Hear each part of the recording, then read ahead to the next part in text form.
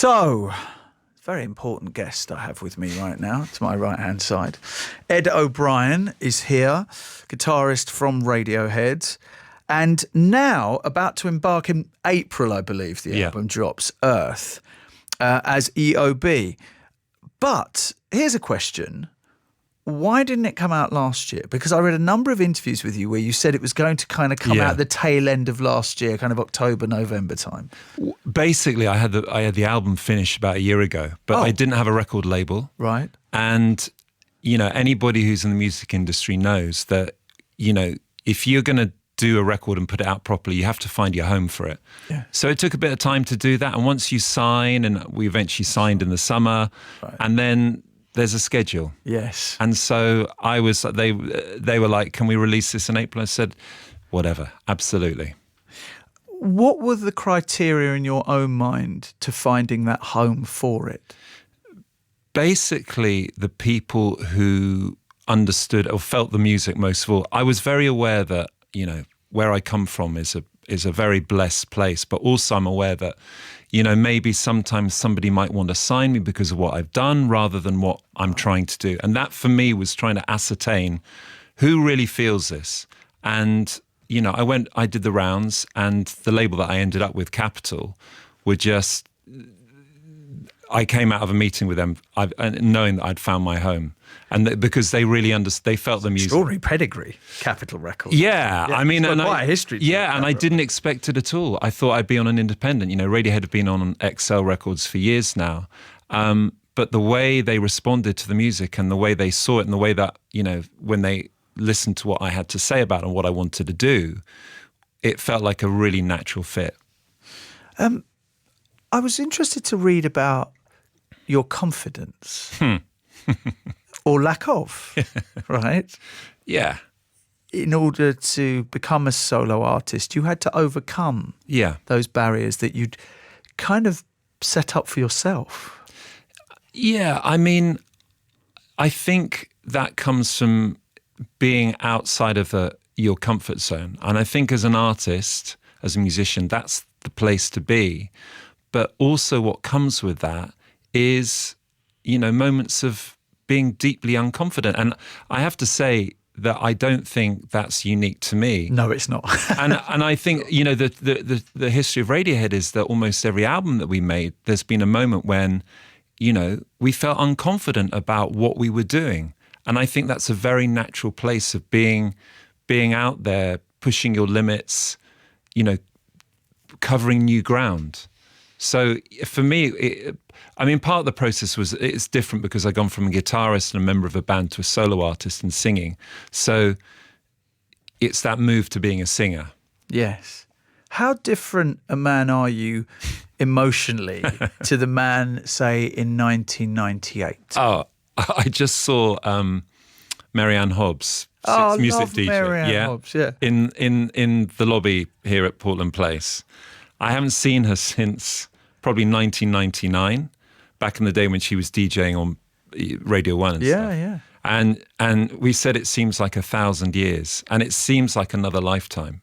And it does in so many ways, because when I look back at those days, A, the country's very different, the times that we're living through are very different, but B, I was a kid. You know, we were essentially kids at the time. But 98, you were 30, and the biggest band in the world, weren't you? I mean, look, you'd had 93 Pablo Honey, 95 the Bends, 97 OK Computer, and then 98. Suddenly, you're having to deal with the fallout of this. And I say fallout advisedly, with all of these things, which are nice problems to have. It would seem from the outside. Yeah. But they create their own tensions. Well, you've got to be up for it. You know, at that time, I don't think we were the biggest band. Oasis were the biggest band. You know, there were bigger bands. They weren't big in America. No, you were big in America. We were big in America. That's true. Which makes you. And all those bands, we were the only ones that really, really sort of did it in America at that time. But you've got to be up for it. And I don't think we were. Once we got to that level, I remember we went to see U2 play in Philadelphia on their pop tour in 97. Extraordinary. And we got to ride back to New York on their bus. And they were amazing hosts, and lovely people. And I remember feeling at the time, it's like almost like, I remember talking to Larry and The Edge, and they were saying about how a story about Springsteen had spoken to them at a certain stage in their career and said, you got to enjoy it. You must enjoy this, because Springsteen was saying, I didn't enjoy it this time. And Larry and The Edge was saying that to us, and I remember having this conversation. It was almost like they could see we weren't necessarily enjoying it, but you should be enjoying this. Allow yourself to enjoy it. And it was almost like a passing of the baton, but we may have picked it up for like 5 minutes. We dropped it, right? Because it didn't feel comfortable. And I think that whole period of, there was that whole thing of like, you go up a level and then, you do the stadium and stuff like that. That was never the Radiohead way. And I remember at the time of Kid A, which was the album that followed OK Computer, it was more a case of, well, what would Bowie do? And that was very much, and Bowie wouldn't have picked it up. He would have like made this kind of left turn, which I think we kind of did with Kid A. I read that just even the track selection from Kid A was fraught. Yeah, it always is. There's always I think any record that you make that you believe passionately in, and I think the strength of Radiohead has been one of the strengths is you've got 5 people who are quite different, but that also seemingly means that when you come to track list a record, you can have different opinions, and it comes out in the wash because. I remember we sort of went away from a meeting. We thought, right, that's it, we're splitting up. And the next day we came in and we got the track list together. But that's just, that's you wouldn't be the first or the last band to go through exactly. that process. Talking of you two, Flood was quite instrumental in helping you to realise how good a singer you are. Yeah, he was. He produced my record, and he worked with you too, of course. Yeah, and Polly Harvey and Foles and Depeche and everything. And I had this uncertainty with my voice, and I still do. I mean, I'm going to start gigging. So that will be... You're doing the Six Music Festival doing this the Six weekend, Music aren't Festival, you? exactly. Yeah, on Saturday night. In London, so it's just the voice is like a muscle. The more you use it, the better it gets. So I've had to very quickly become a kind of a lead singer, and without having necessarily a load of gigs under my belt, but having somebody like Flood reassuring you, or not, it wasn't even reassurance. There's this feeling, he knows I'll get the vocal take. So if you've got somebody like him with his experience doing that, he's got, no worries. Were you nervous laying down vocals for other people to hear? Not doing them. The only time I was nervous was when Laura Marling came in and we did a duet together. Her voice is just sublime. And she's an extraordinary artist. Yes, she is. And she came in for an afternoon, and we sort of did 6 takes of the final track on the record, Cloak of the Night. And that was the only time I was really nervous. Otherwise, it was kind of like, I've been doing this for a while. You apply yourself and you just do it. And, that's what you have to do. Do you find it easy to connect with your own emotions? Yeah, I do. I mean, I've always been pretty emotional. The hard parts are, like for this record, a lot of it was conceived in around 2013. And then the Radiohead album and tour cycle begins in 2014. So it's kind of like a 3-year cycle. The hard part was in 2017, was going back to the emotional core of those songs where they were, where they'd come from in 2013. So that was the tough part. But in terms of being in touch with my emotions, I feel it, but I don't necessarily feel comfortable writing it. For me, that one of the process of it was finding a way that, what did I want to sing about? What was it that how do I, because I wanted it to be, I feel like it had to be an emotional record, but I didn't necessarily think that my own experience and my emotional experiences were enough weight in there, if you see what I mean.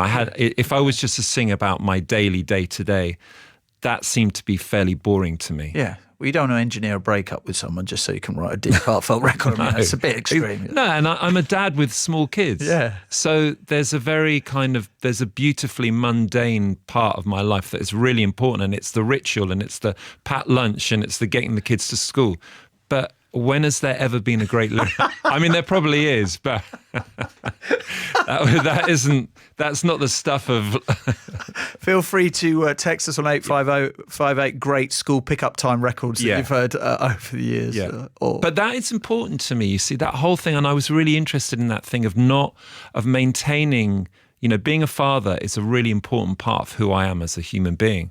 So it's a juxtaposition of being a hands-on dad and going to this creative place. And the person that I really respected was J.G. Ballard, the writer. Yeah, of course. And you know that he raised his kids on his own. And I raised my kids with my wife, but he did this incredible thing where he would see the kids off to school, do all their meals, and then once they go into bed, he would write at night. And there was something about that imagery and that ability to do that. I felt so strong about that. Whereas there was that awful quote as well. I think that chap called Cyril Connolly who said, "The death of creativity is the pram in the hall," and that is the worst thing. That's just such a misogynistic, patriarchal point of view. You know what I mean? Yeah, cool. And I was just like, no, whatever I do. It's quite the opposite. Yeah, totally. Yeah. Exactly, right? Yeah. And if you really experience family life to the full, it opens your eyes. And the lessons that I think as a parent, I think you learn it as much, if not more, from your kids as they do off you. I think there's so much that you learn as a parent and you're kind of reawakened to. And I wanted that to be a part of my creativity. I didn't want to shut down one side and. You mentioned 2013, but there's an important thing to mention in that year is that the year before that you spent in Brazil. Yeah, we went the end of 2012 we went to Brazil. Right. And so you were there throughout 2013. So till about the summer of 2013. Right, okay. We lived there. And that had a huge influence. Yeah, that was kind of. So no Wi-Fi, no mobile phones. No. And living very rurally on the edge of the rainforest in deep rural Brazil, and it was an extraordinary adventure, and it was a proper adventure. And reason we'd done it is my wife and I have deep love of Brazil and also South America, and we wanted to have an extraordinary adventure. I've been so blessed. I've had so many with Radiohead that I wanted to take time out and do it with my young family. But what I learnt out there was, I've been living in London for 22 years by then. What it really was a reconnection with nature and with the planet in a way, because, it's like taking a back step out of a very, very busy, as we all live busy lives in the city, right? And the energy of living in a big city is full on. And really challenging at times. You don't have time to think or breathe. And this was like a step out. You're describing the Northern Line this morning. Yeah, well, right, exactly. I know. And I've been back in London for 3 days and I feel it already with everything that, you feel intense. It, right? It's really intense. Yeah. So by going to the country, and I'm originally from the country. Yeah. It was kind of that really helped me in the inspiration phase, because it really was a reconnection with this planet. I really felt that deeply, and that really informed the record, which is called Earth, which is kind of directly relates to that. So that's the macro, clearly. Yeah.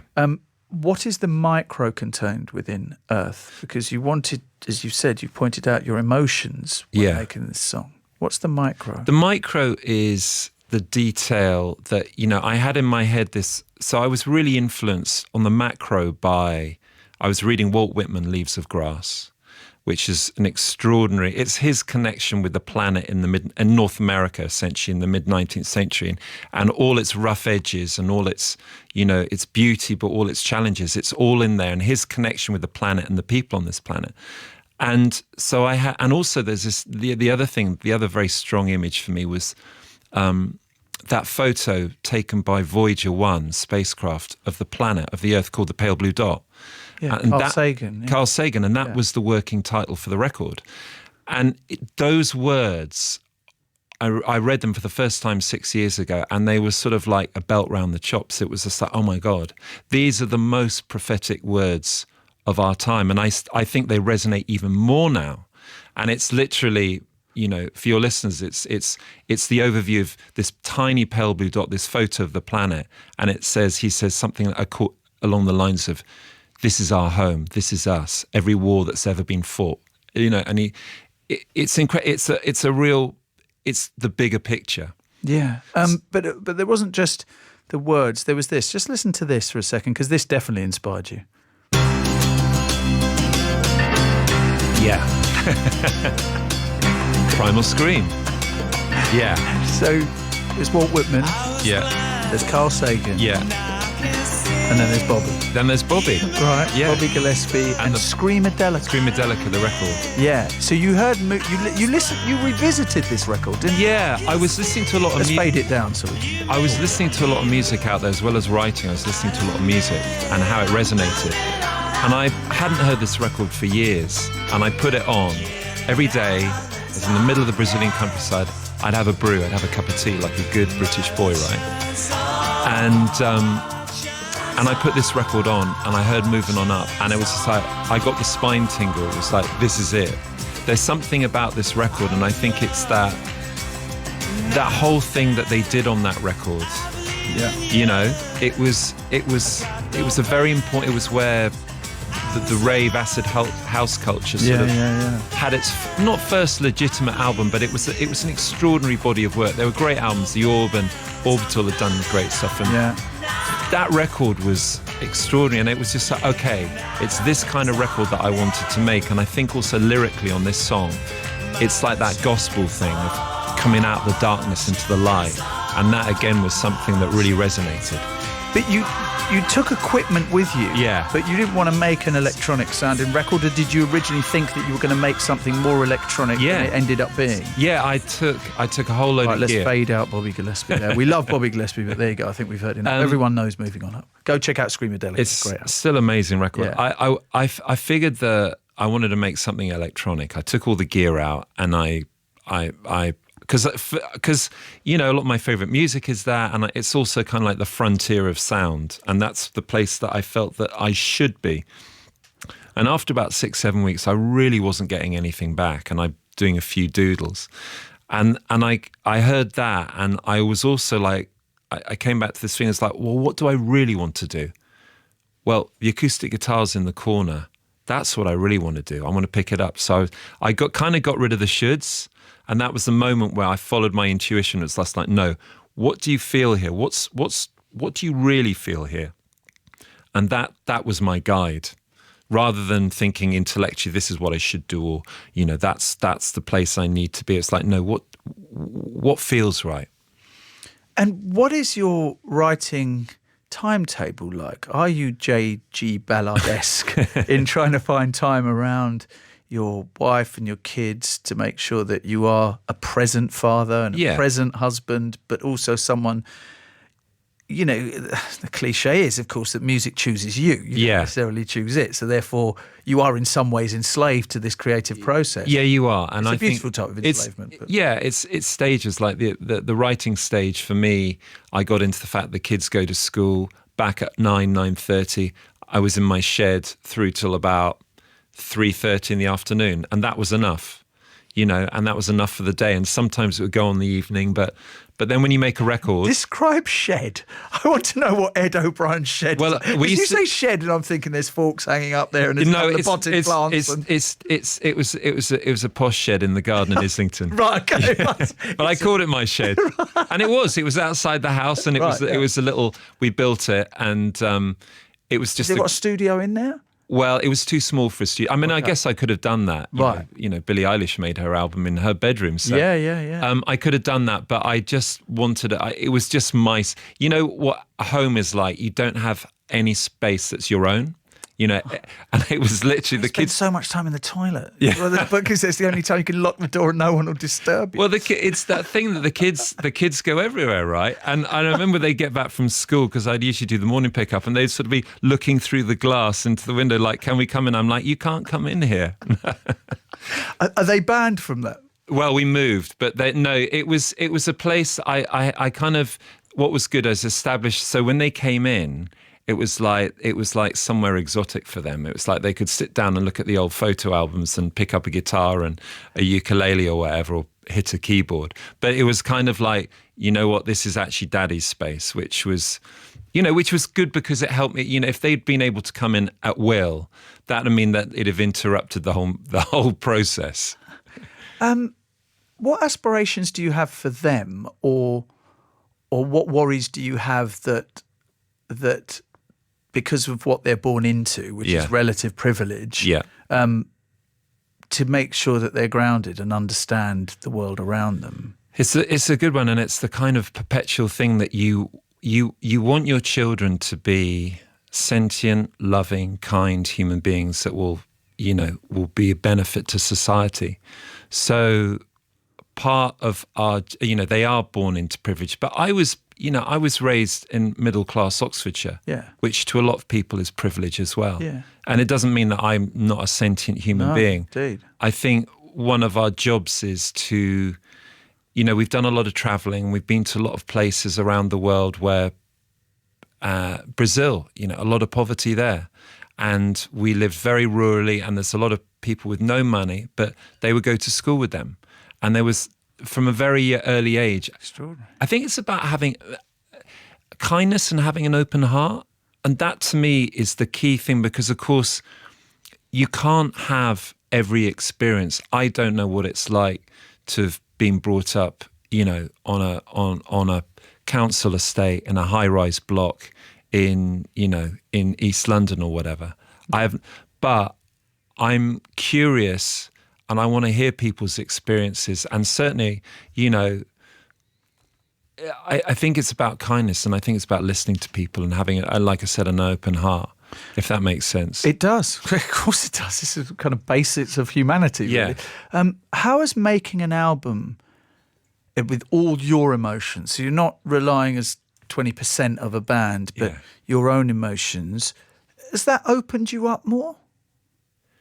I mean, I've definitely changed. Yeah. I mean, I think one of the great things about going to Brazil was not only musically and the experience we had, but being in a society which is so warm, which is so open-hearted. And I come from Oxford. And, Oxford's pretty zipped up, it's very academic. Yeah. It's a lovely place, and I'm really appreciative growing up there, but you wouldn't say it's the most open-hearted place. Right, yeah. And, us Brits have a reputation around the world of being kind of pretty... Stiff upper lip and all that, right? Yeah. And that's a part that I've never felt comfortable with. But I grew up with that. So it's almost like, for me, going to Brazil was like shedding a skin. Right. Because I also have family from Ireland, and Ireland isn't like that. It hasn't been like that. Definitely not. It's not like that. So I had experience of this Irishness in me, but also the family and stuff that I go and see when I was growing up. So I had these poles. So as you get older, you go like, there's a part of me that wasn't comfortable in this kind of Oxford skin, and going to Brazil helps you to, really help me to get rid of all of that. Is that, do you think, the main reason why we hadn't had a solo album from you before? Because you just weren't that guy. You needed to shed that skin in order to be that person that could connect with the music. Yeah, I don't know. Maybe that's too binary. No, I've got no idea. I mean, I know for one thing, it was the first time when I started writing, it was the first time I had time, seemingly. When you have kids, there was no... And again, like I said, being a present and hands-on dad felt the most primal thing for me when my children were born. And with that and Radiohead, I had no other time to do it. And then suddenly there's a bit of space. So I don't know what it is. I think also maybe a bit of clarity. I probably, like a lot of us, I spent my 20s and 30s just deeply confused about who I was as a person, about everything around me and did all the usual things. Yeah, that, you enjoyed huge swathes of your exactly, 20s, didn't you? Yeah. Exactly. Which we'll wait for the memoirs to I delve alleviated a lot of those, But I think having something for the first time in my life that I wanted to communicate was probably the reason. And I asked myself, why does that happen now? Why didn't it happen in my 30s? I've got no idea. But it has happened. Yes. And it's good. Thank it's very, you. very good indeed. I've loved listening to Shangri-La. I will listen to it on repeat on my way home today, which is a 2-hour train journey. And at 5 minutes, 48 seconds, length of the track, you can work out how many times I'll be listening to it on that train journey. We will talk more with Ed O'Brien. If there are any questions that you have, Ed, as I said, this is irregular feature we have called Interview the Solo Member from Radiohead. We're 3 deep now with Ed, after Tom and Johnny have both been on the show. But it's great to have you here, Ed, and we've got lots more to talk about after we get the news headlines with Anna Hodges. And more importantly, Ed O'Brien is here. His album Earth is going to be out in April, so we've got him nice and early. Yep. Nice and early. Album's been done, though, for well over a year. Yeah. So it's fine. You're going to have to revisit this now in a range of interviews ranging up throughout March. I thought one thing was interesting is how important John Peel was to the band. Yeah. And how, even though you were selling millions of records, he didn't play anything of yours till Kid A. Is that true? Yeah, I think that was true. And I think, I think particularly for Tom, it was a real bee in his bonnet. And I think that kind of rubbed off on us. But I think, he wasn't really into, we weren't really his kind of band.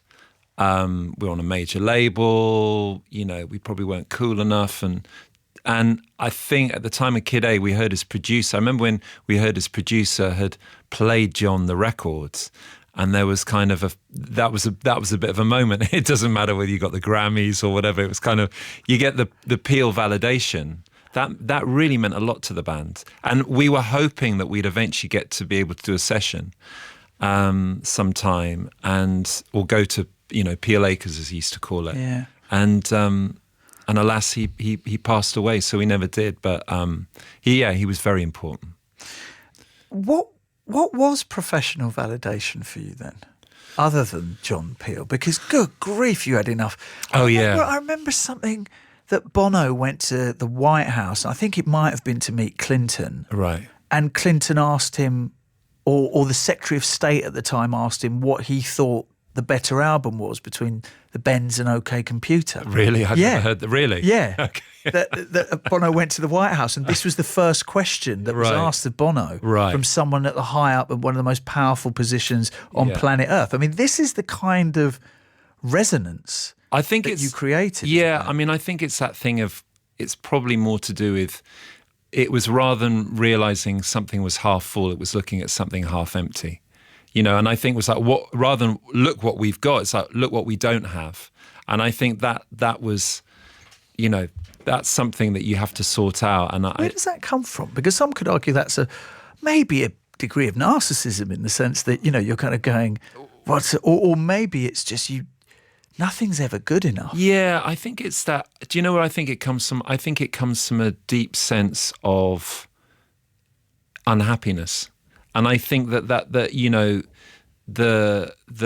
for me personally, I remember I suffered from depression for a while, quite a while, and it was never more acute than around the time of OK Computer, and seemingly I should have been on top of the world, and I wish I had been, but it was that thing of suddenly I thought that being in the great band, making a great album would sort out all these problems.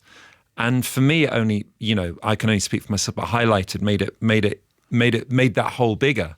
So I think all that thing, I think that we came out of a particular time in Britain. We're educated during the 70s and the 80s. And you're educated, we went to this kind of minor private school. And, really, there were some fantastic teachers, not good teachers either. There was some, it was a strange place, all boys school. It wasn't very healthy, and I think the whole day boys. Yeah, right. And the whole, I have a problem the way kids are educated in school now. I think it was even more than putting kids in uniforms with ties. I think it's absolutely ridiculous. They're like straitjackets, and you're expecting, we were expected to behave like adults age 14. Allow kids to have their freedom. And we were streamed and examined to within an inch of our life. And that's not healthy. And so you come out, what does that mean? It means that you come out and you've got this kind of, you might have a fire. We did have a fire in our belly about wanting to do this music, but it also meant that we were pretty uptight about stuff, and we didn't know how to relax. And I put that all on our education and upbringing. I really do. And it's not a healthy place to be. And you see it nowadays. And honestly, it makes me mad when you see kids.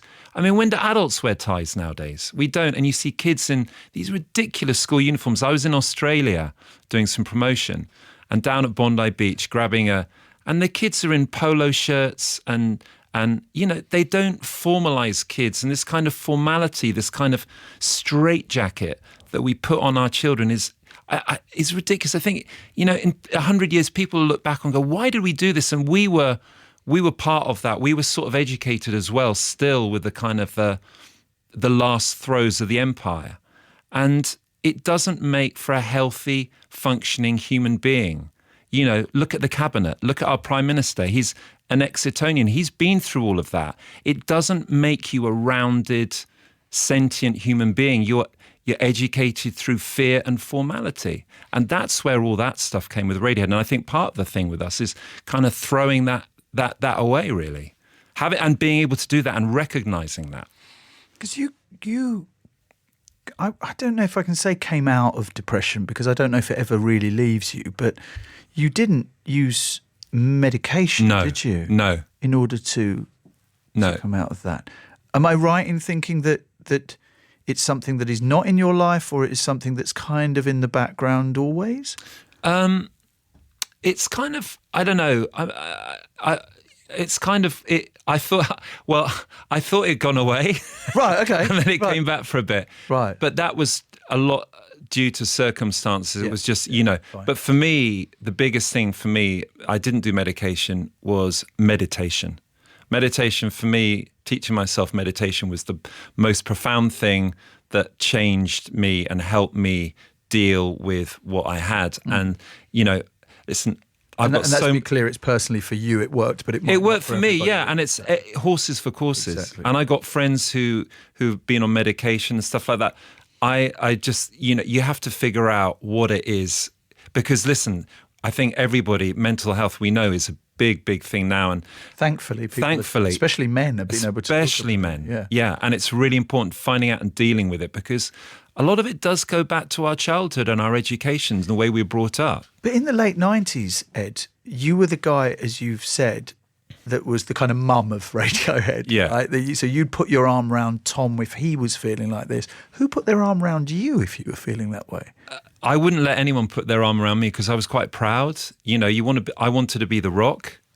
Right. Do you know what I mean? While crumbling. Yeah, it's the classic thing. And I would always try and be and that's when I drank a lot as well, and try and be the life and soul of the party or whatever. But it was just because, it's that classic thing, hiding.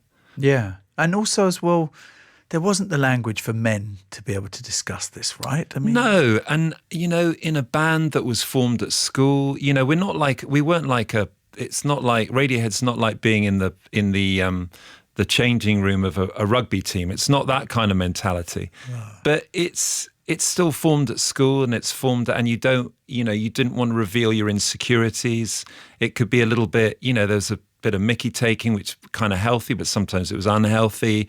So there were all those kind of, if it was formed at school, there were a lot of dynamics from school as well. And so you didn't want to appear, I certainly didn't want to appear to be vulnerable.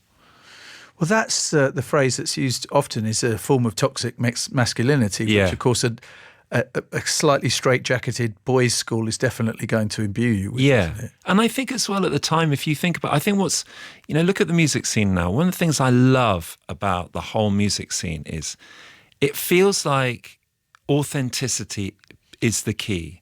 And I was watching the rerun of the Brits because I'd been away last night. Oh, Dave's performance. Amazing. I thought the Brits were fantastic. So The best did I, for years. Dave, Stormzy. Agreed.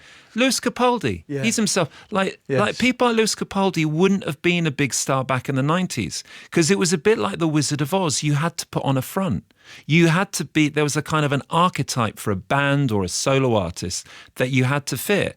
And there wasn't the kind of language. I mean, who are the two biggest British artists of the last 10 years? Female Adele and male Ed Sheeran.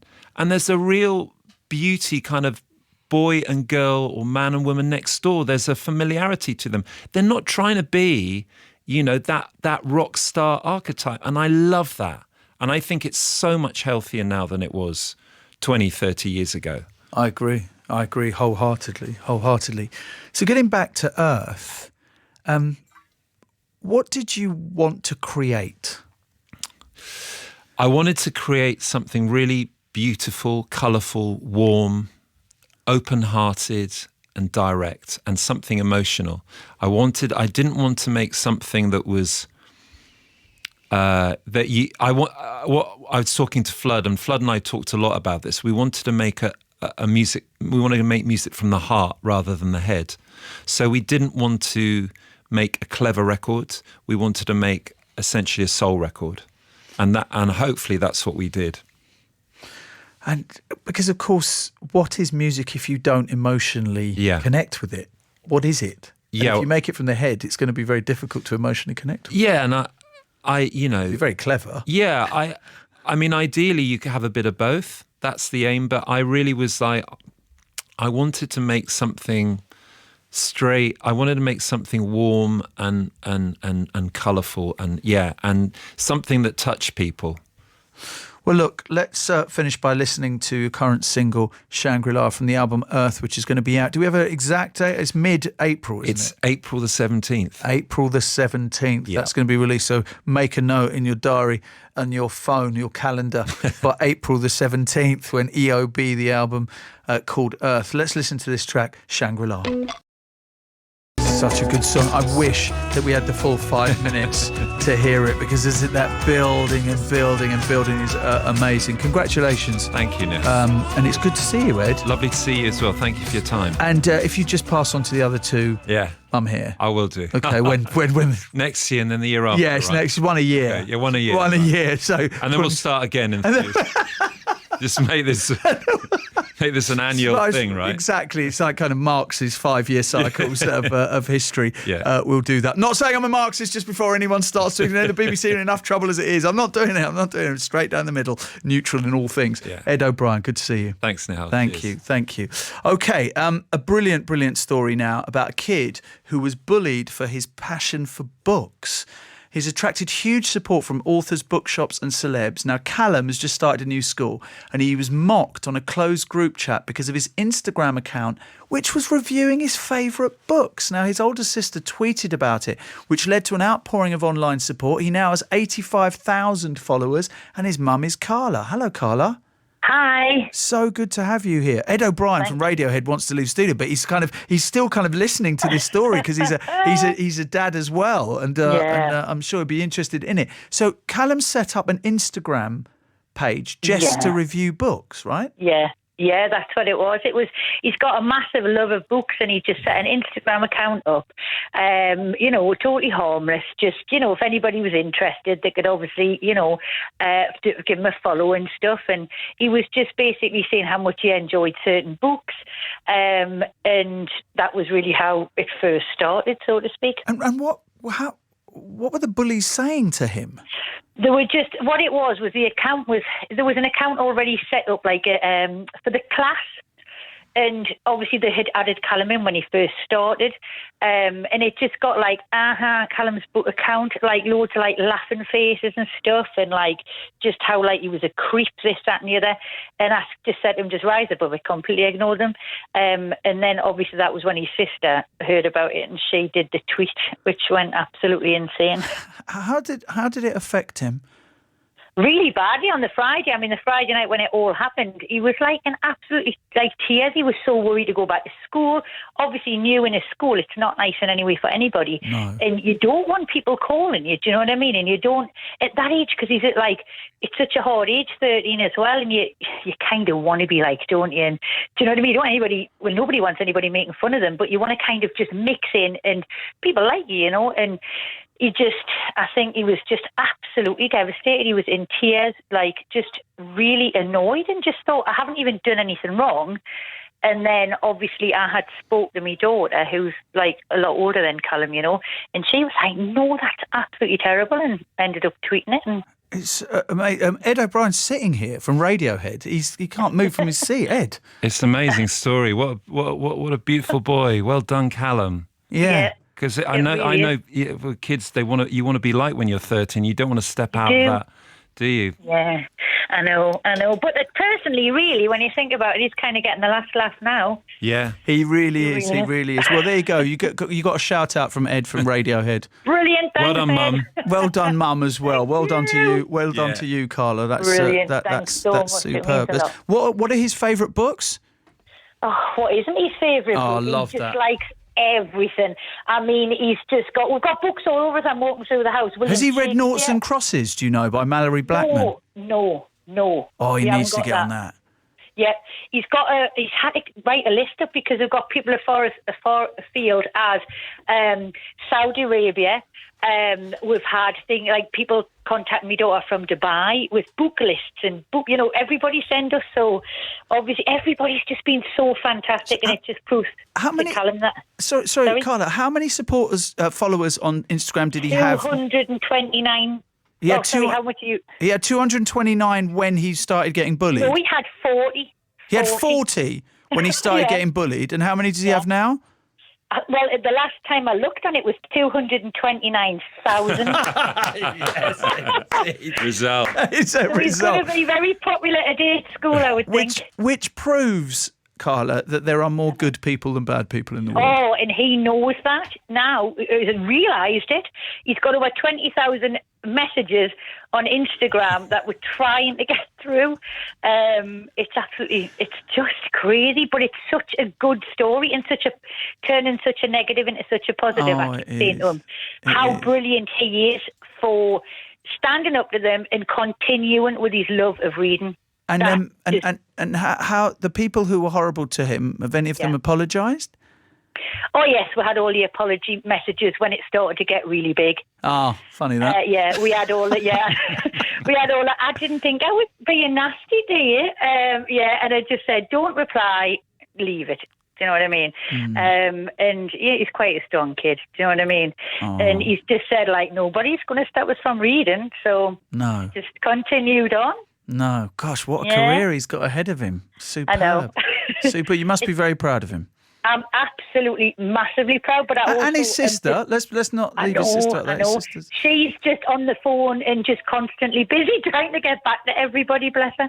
Oh, it's a great story. It's a great It story. really is. Carla, It's thank you fun. very much indeed. And you got to speak Thanks to Ed O'Brien as well. Well done, I Carla. know. Thank you so much. Thank you. Cheers. Thank you. Ed, See thank you you. later. Thank you, Nihal. Thanks for having me. And you stayed on for an extra couple of That minutes. was great. I love that. That's beautiful. I know you've got to get to your next of like 700 interviews that you're going to do today. Oh, and Ed, by the way, there's Scott Bryan, Hayley Campbell there. Hi, guys. Hello. Go. Hi. We're doing a TV podcast. Any favourite TV that you're watching at the moment? God, I'm really rinsing you out today, aren't I? I really am. Do you know what I liked on Netflix? I like that show Messiah. Have you seen that? I've heard that's really good. No, what great TV reviewers we are. Have you seen that? I've not seen it. I know people probably stick their nose up at it, but No, I I've heard thought it's it was really good. It was like 3 episodes a night. It was like one of those. It's like Okay. I was rehearsing for my gigs, and I was Six Music Festival this weekend. Yeah, and I was stopping the rehearsals at 6 o'clock to get back and watch a couple of episodes of Messiah. Which you didn't tell them, I'm sure. I did actually. You did. You said, I'm stopping this to go and watch it. I said we've done enough today. There's something that's got to be done now, and that's this show called Messiah. It's really good. What's the plot? It's basically it's current world situation, and what I like about it, it's like this guy claims to be the second Messiah, and all this stuff happens, And it feels very, very real. Like if somebody like this did come along, what would happen?